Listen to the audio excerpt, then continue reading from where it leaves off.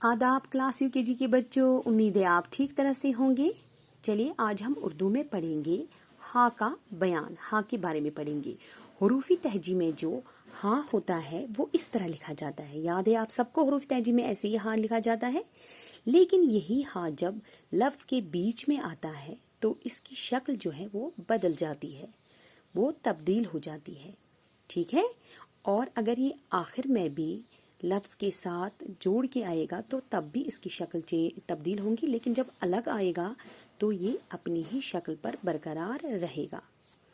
ठीक है, आप अब देखिए, आप मिसाल यहाँ पर आपकी किताब में दी गई है, जैसे जीम जमा हे जमा अलिफ जमा और जे, जहाज। ठीक है, अलग अलग करके ये अपनी ही शक्ल में पर रहेगा, लेकिन जब इसको लफ्ज़ में लिखेंगे और बीच में आएगा तो इसकी शक्ल ऐसे बनेगी, जीम हे। देख रहे हैं आप यहाँ पर उल्टा पेज जैसा नीचे इसको डाल के है, हे इलिफा जे जहाज, ऐसे लिखा जाएगा।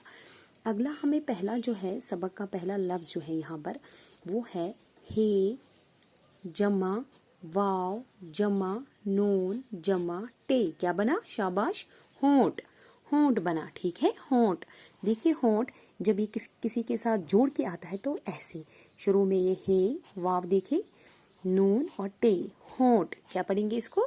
होंठ।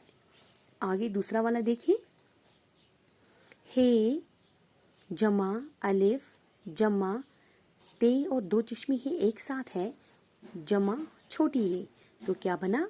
हाँ शाबाश, हाथी। देखिए यहाँ पर भी है अलिफ हा थे थी, हाथी। उसके बाद देखिए तीसरा वाला ज़ख़ीरा, ज़ॉल जमा खै जमा छोटी ये है, छोटी ये जमा रे जमा और हे। ठीक है, तो क्या बना? ज़ख़ीरा। जब ये आखिर में अकेला आता है तो इस तरह लिखा जाता है, अपनी ही शक्ल पर बरकरार रहता है। ज़ख़ीरा, ज़ाल खै ये रे हे रा, ज़ख़ीरा।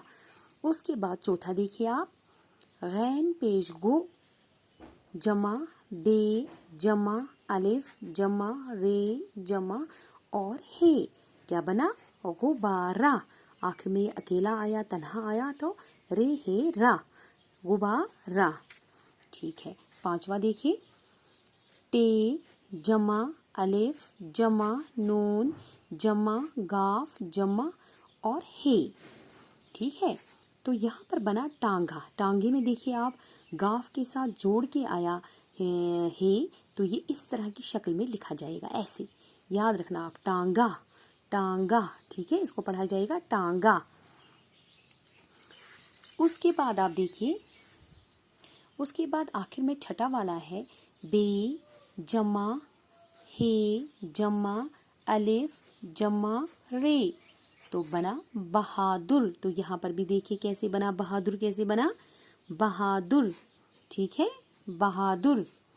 हे आप उल्टा पेज जैसा डाल के जब भी बीच में इस्तेमाल होगा तो इसी तरह की शक्ल हे की होगी। मुझे उम्मीद है आपको सबक अच्छे से समझ आया होगा। आप इसको बार बार पढ़िए ताकि आपको अच्छी तरह से ये पढ़ना आएगा। चलिए, शुक्रिया।